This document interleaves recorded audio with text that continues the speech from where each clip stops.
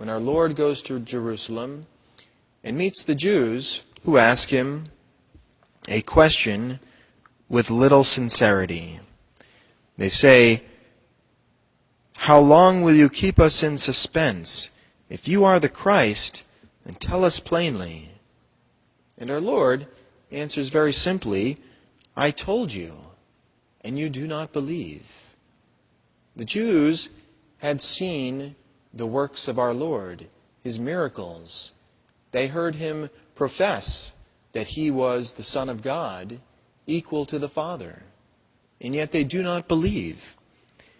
As St. Augustine says, by this question, they're not really seeking the truth, but they're seeking for some reason to persecute our Lord. And our Lord explains that they do not believe because they don't belong to his sheep. Our Lord says, "My sheep hear my voice, and they follow me." And these Jews didn't belong to his sheep. They heard his voice, that is, they heard the truth, but they're not willing to follow our Lord. And you see, that is the key to having a firm faith in Jesus Christ, is having willingness to follow him. Upon hearing the truth, to have the disposition, interior disposition, to convert. That is, to change one's life.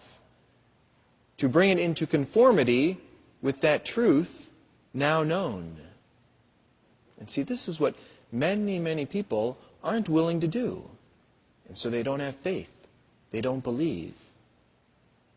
It requires, as our Lord says in other places in the Gospel, a dying to oneself, a death to sin, a death to our own preferences and our own opinions, and living only for God, living for God in obedience to his will. And that's the tough part. But that's the part that determines who belongs to the sheepfold of Christ.